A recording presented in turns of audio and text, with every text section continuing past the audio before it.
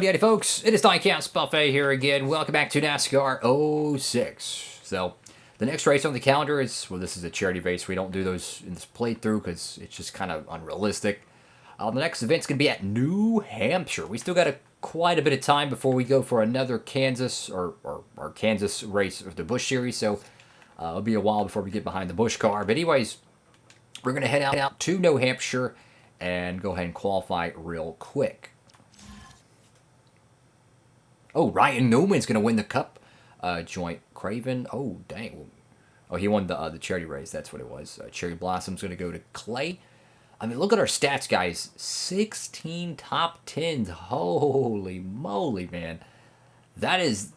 I can't remember having a Truck Series season that consistent, to be honest with you, in all the playthroughs I've done on this game. Alright, so we're going to go ahead and head out to the racetrack. Let's see who wins at California for the Busch Series, and it's going to be Matt Kenseth. Still funny how it says Busch Series 300, that they conveniently, wink wink, forgot to take that out of the game. It reminds me of the Daytona Road Course infield sign on Thunder 03. I think it's an 04 as well. And it actually says Winston Cup Series. It's really funny how they left it in there. EA Sports and the New Hampshire International Speedway welcome you as we get ready for the Sylvania 200 in the scenic city of Loudon. The Craftsman Truck Series makes its annual stop at New Hampshire as these drivers prepare for what should be a race with plenty of excitement. When 36 of the world's fastest trucks take to the track at New Hampshire, you're sure to see your share of bent fenders. Today should be no different, and the drop of the green flag is just moments away. Alrighty, folks, here we go. So the top 3 in points, top 3 in qualifying. The championship battle could not be more entertaining than this. Seeing all 3 of the title contenders week in and week out duking out. I'm going to actually let them go so I can get to the bottom here. And then we can start trying to pick them off one by one. The goal is to keep the 6 truck ahead. Oh, no, contact there. Ahead of Chase Montgomery, right? He's the points leader, so we need to assist the black truck up there. Let him lead if we can't lead. That's kind of the goal. We've had some great success here in the Whelen Modified Tour. We got our first ever modified win here. Caution already out on the speedway. What could this be for? Let's check this out. And, oh boy. Yeah, we got a fender bender off turn 4 on the straightaway. Everyone's going to whoa up, but... hey, I'll take it. A free caution. Why not? We're out front so we can control the restart. It's going to be single file, so that's going to kind of ease the pressure, so to speak, from behind. And that should make it a little bit easier for us. Obviously, we're not going to pit. Actually, no, we're not the leader. I'm an idiot. Wait. I thought we were around the 6 truck. I guess not. It probably came out before we passed them, and I noticed it after we passed them. That's probably the logical decision. Green flag here. Alright, so this is going to ease the pressure from our tailgate because everyone's single file. So while it makes for worse racing from a fan's perspective, it makes for easier racing for the leaders. Let them duke it out and try to race each other. We got the lead here down the back straightaway. Want to make sure we at least lead 1 lap. Put that bonus point in the bank. And let's try to win New Hampshire, guys. I want to win this race. That'd be what, our 4th career truck win if we can do so. Another caution on the speedway. Wow. Okay, this is interesting. Let's see. And again, the same spot in the 120 truck, just going to go right around. Okay, so that's Calamity Corner here. That's a beautiful truck, I might add. That paint scheme just looks really cool. Wish it was a 2-digit number, but that is interesting. So, caution on the speedway. And fortunately, it's early on the race, and it's not like green-white checkers over and over again, stretching the fuel mileage. It's interesting in this game how when you have a caution, it doesn't, like, if you're on lap 3 and the caution comes out, it doesn't take you to lap 6, like on Thunder 04 or something. It just takes you, like, 1 lap ahead. So, I'm not sure if that means it just, okay, yellow flag laps don't count, or they don't count as many of them, or is it like, I don't know, it does count, but the game still renders it as lap 3 or 4. I have no idea. I don't really know how that renders it, and the reason why I ask is because does that affect the fuel mileage, you know? I don't know. Like, if the caution comes out on lap 3 and you restart on lap 4, is your fuel really at lap 6? You know what I'm saying? Like, because usually in the Thunder games, it would eat like 3 or 4 laps away from the lap count because, obviously everybody goes to the stripe, they do a pace lap, pit option, and then line up and restart. So it's kind of about 3 laps they eat off the lap count. Not really sure how it's calculated in this game, to be honest with you. So all I do know is that when a caution comes out on like lap 15 or lap 14 or whatnot, it will actually extend it, I think, up to 3 green white checkers. So, but it won't say like lap 18 or lap 20 or lap 22 if it had 3 green white checkers. It would just keep it at lap 16 as a count and keep resetting lap 14. I know it sounds really complicated, but that's kind of how the game works in that regard. It's better if you kind of just play and experience it for yourself, and then you'll be able to understand it a little bit easier. Right now we're dominating at New Hampshire. Hornaday's in second, Montgomery in third. They're not going away though. Very reminiscent of Richmond.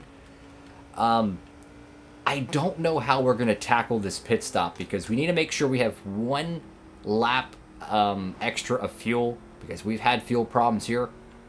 And I also want to try to extend this lead as much as I can. We might want to loosen the truck up just a smidge to get a little bit of a faster lap time. But, man, they're not going away, which I don't like that. I want them to stay back there so when we have a bad pit stop, it doesn't burn us. But let's make sure we get plenty of fuel on board, run as long as we can, and we'll keep going. Just gotta take care of the truck here. There we go. So we'll probably pit this time by because it's going to probably go red entering turn 4 or entering turn 3. So we're going to try to pit this lap. Go ahead and get our service done. Got 5/10 on the 6 truck and growing. Get ready to pit here.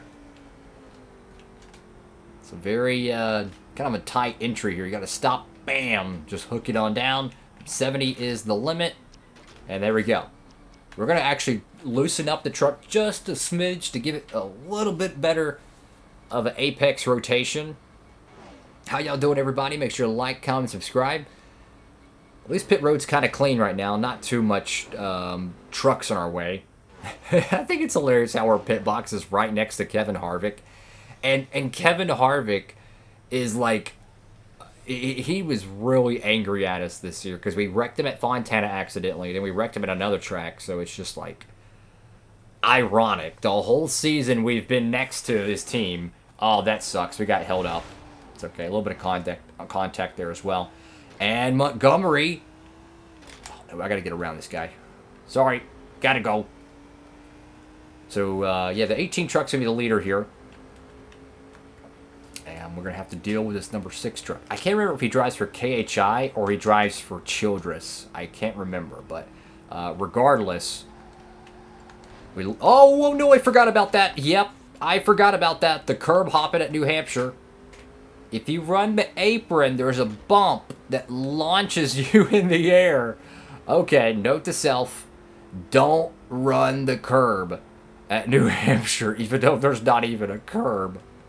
I think they had one at one point. I don't think they have it, obviously, anymore. But I think early in the track's development they did. I'm just going to run a higher line. That was bad. Maybe they put that little bump there to prevent people from corner cutting like they did at North Wilkesboro, where they just like run the concrete down the bottom. So this is going to throw away a win, unfortunately. You know, I should have reminded myself about corner cutting, but we could still try to tackle 3rd place, and that would still be a good point stay for us. Another top 5. Trying to load up them top 5 as much as we can. There we go. Got Van Dyke. He had a great run at the Dodge Raceway Stadium. Nearly won the race. We passed him in the closing laps to take that win. So he's got some skill. He's got some speed in that team. Yeah, but 4 seconds out, you're going to need a yellow, and you know, I just don't see that happening, but we can get some free share draft. Why not? And your hero-villain rating determines how effective your share draft is. So if you're a high rating as a hero, your share draft will be more effective. Oops, sorry. It will fill up faster. And if you're a villain, it probably doesn't fill up at all. And the same thing would probably apply to the Intimidator role, which is a function in this game where you can actually scare the drivers. Like if you just stay behind them long enough with the Intimidator feature, they'll make a mistake, right? So if you're like Ross Chastain or Kyle Busch or I don't know, Dale Earnhardt, anyone who's willing to put the bumper to someone, and you stay behind them long enough, you're going to put the pressure on them. They're going to be more likely to make a mistake with Ross Chastain behind them compared to Jeff Burton. You know what I'm saying? That's just how it goes. So if you're a villain and you're getting into everybody every week, that is going to be very effective. I've never really done a playthrough that I can... Actually, I might have done one like 15 years ago, but stopped not even like one season in. One season in that, you know, career mode. But I've never done a true playthrough as a villain where you're like actually using the Intimidator feature. So that would be interesting to see one day. But anyways, third place here, Montgomery is going to cruise to a victory at Lobster State Track circle paperclip thing. And Ryan Hornaday is going to come on second. The top three started top three. And that top three in points, that is, started top three. And we finished top three. I'll take it. Another win for the 18 camp. I mean, it's like a 10-round fight, man. Just bam, bam, trading blows at this point. Let's get your race results.